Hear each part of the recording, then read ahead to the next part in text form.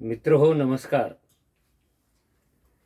आपल्या कुकर्माने भोंदूगिरीमुळे देशभर नव्हे तर जगभर गाजत असलेल्या खराताला मारून टाका अशी मागणी एका स्वयंघोषित गुरूने केलेली आहे. आंबे खाल्ल्यानंतर मुलं होतात असं सांगणारा तो गुरु आणि त्याचं नाव संभाजी भिडे. हा संभाजी भिडे साधा गुरु नाही आहे, तर सरकारमध्ये त्याचे अनेक शिष्य आहेत. दर 2-4 महिन्याला एखादं वादग्रस्त विधान तो करतो, त्याच्यावर चर्चा होते आणि कुणाची तरी महापुरुषाची बदनामी होते आणि पुढे चर्चेचं काहीच होत नाही. अशीच विधानं त्याने महापुरुषांच्या बाबतीमध्ये केलेली आहेत. आपल्याला सर्वांना माहिती असेल तर क्रांतिज्योती सावित्रीबाई फुले यांनी गोऱ्या इंग्रजांना मुली पुरवण्यासाठी मुलींच्या शाळा काढल्या असे घाणेरडं विधान त्यांनी केलं होतं. त्याच्यावर महाराष्ट्रभर खूप चर्चा झाली. ती सभागृहामध्ये गेली. सभागृहात त्यांचेच एक शिष्य मोठ्या पदावर होते. त्याने पहिल्यांदा जाहीर केले की ते माझे गुरु आहेत आणि कायदा काम करेल. कायद्यानं अजून काही काम केलेलं नाही आहे. तर हा भिडे असं म्हणतो की हा जो भोंदू महाराज आहे हा लिंग पिसाट आहे, हा अनेक महिलांचा लैंगिक छळ करणार आहे, हा काळी जादू करणार आहे, भ्रष्टाचार करणार आहे आणि त्याने अनेक लोकांना आपल्या नादाला लावलेले आहेत. त्याच्या बाबतीत बोलताना भिडे म्हणाला की संपून टाका, त्याला मारून टाका, चर्चा सुद्धा करू नका. तर भिडेंचंच म्हणणं असं आहे असं नाही आहे. अनेक लोकांनी भावनेच्या भरात अशी विधाने केलेली आहेत. कुणी सांगितलं त्याला तातडीनं फाशी द्या, कुणी सांगितलं त्याला मारून टाका. सामान्य माणसांचा भावनेचा उद्रेक आपण समजू शकतो. भावनांचा उद्रेक झाला की लोक रस्त्यावर राहूनच न्यायनिवाडा करायला लागतात आणि अनेक बाबतीमध्ये लोकांनी असे न्यायनिवाडे केलेले आहेत. वेगळ्या वेगळ्या प्रकरणामध्ये लोक चिडतात, संतप्त होतात, विद्रोह करतात, बंड करतात आणि गुन्हेगाराला फाशी द्या, गोळ्या घालून मारा असे काहीतरी विधाने करतात. पण त्याच्यामागे त्यांच्या अतिशय टोकदार बनलेल्या भावना असतात. भिडेंचं तसं असेल असं मला वाटत नाही. मुळात प्रश्न असा येतो की एखाद्या मोठ्या गुन्ह्यात अडकलेला माणूस जेव्हा पोलिसांना सापडतो, तपासात अनेक मोठ्या मोठ्या भानगडी बाहेर पडतात. त्याच्या कच्छेपी लागलेले अनेक राजकीय नेते उजेडात येतात. काही अडचणीत येतात. काही खरात आम्हाला महाराज हे माहितीच नव्हता म्हणून आम्ही गेलो असं समर्थन करतात. तर काही त्याच्याबरोबरचा फोटो आहे म्हणजे आम्ही काहीतरी गुन्हा केला आहे असं म्हणता येत नाही असंही समर्थन करतात. आता मला तो माहिती नव्हता हे जे समर्थन आहे हे अतिशय लंगडं आहे. कारण जो त्याच्या कारवायामुळं तळागाळात पोचलेला आहे, सर्वत्र पोचलेला आहे, त्याचे मंदिर आहेत, त्याच्या संस्था आहेत, भविष्य विचारण्यासाठी शेकडो लोकांची गर्दी आहे, पुत्रप्राप्ती होण्यासाठी तिथे जाणाऱ्या महिला आहेत, अजून काय काय काय काय काय काय तिथे आहेत.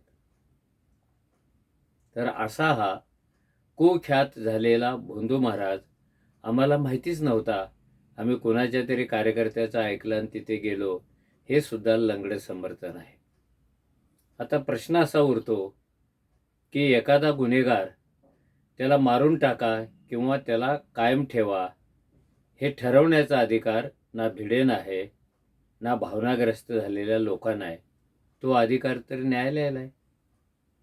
न्यायालयात हे प्रकरणच गेलेलं नाही अजून. जामिनापुरतं जातो, कोठडीपुरतं जातं, त्याच्यावर सुनावण्या झालेल्या नाही आहेत, त्याच्या भानगडी अजून न्यायदेतेसमोर आलेल्या नाही आहेत, कोणतीही सुनावणी झालेली नाही आहे, वाद युक्तिवाद झालेले नाही आहेत. कारण त्याच्याकडून अजून खूप माहिती मिळायची आहे आणि खूप प्रकरणाचा छडा लागायचा आहे. हे खोल प्रकरण आहे. जेवढं खोदत जाल तेवढं ते खोल जातं. हे उकिरड्यासारखं आहे. जेवढा उकिरड्यातला कचरा उपसाल तेवढा खाली कचरा सापडतो, दुर्गंधीच येते. अशा एका क्रूर माणसाला जर मारून टाकायचं ठरवलं तर त्याच्या मरणाबरोबर तो सगळे पुरावे घेऊन मरेल.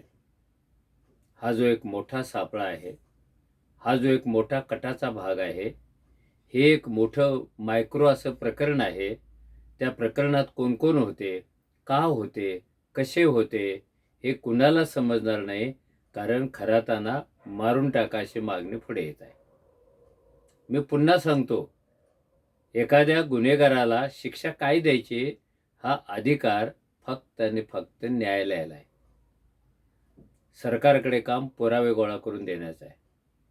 सरकारकडे काम बाजू मांडण्याचं आहे.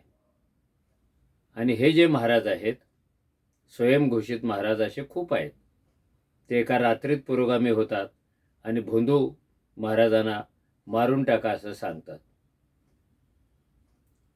मला वाटतं हे कायदा, सुव्यवस्था आणि न्यायव्यवस्थेच्या तत्वाला धरून असणार नाही.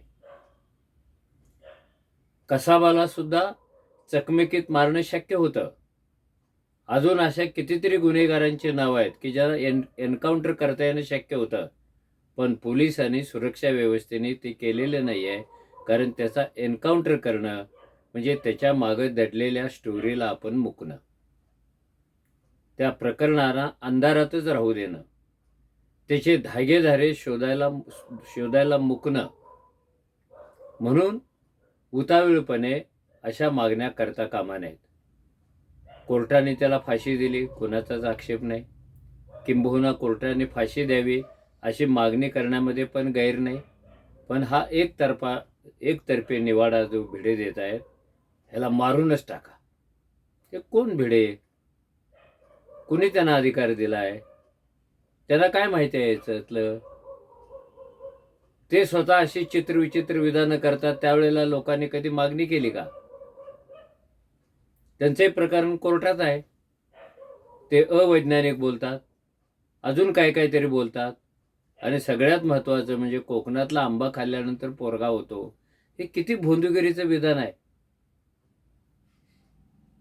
भिडे असोत, अजून कोणी कार्यकर्ते असोत, जनता असोत, आपल्या एका महत्त्वाच्या, गंभीर, सर्वव्यापी बनलेल्या प्रकरणाची जर पाळेमुळे खोदायची असतील तर त्याचा सूत्रधार असलेल्या खराताला जिवंत ठेवायला पाहिजे.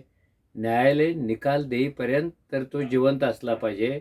अन्यथा एक माणूस जन्माला आला, अनेक कृत्ये केली, काळी कृत्ये केली, फटकन त्याला गोळी घातली, तो मरून गेला. समाजाच्या हातामध्ये काय लागलं? समाजाच्या नजरेस काय पडलं? समाज पुढे फसणार नाही अशा कोणत्या तो बाबा गोष्टी करत होता, त्या तरी उजेडात येणार आहेत का?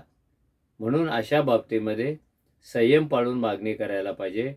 प्रश्न अशोक खराताला मारायचा की जिवंत ठेवायचा हा नसून त्याच्या माध्यमातून समाजभर, देशभर पसरलेल्या ज्या विषवल्ली आहेत त्या कशा शोधून काढायचा, आणि त्या काढायच्या असतील तर खरात कोर्टाचा निकाल येईपर्यंत जिवंत राहणं हे अत्यावश्यक असं मला वाटतं.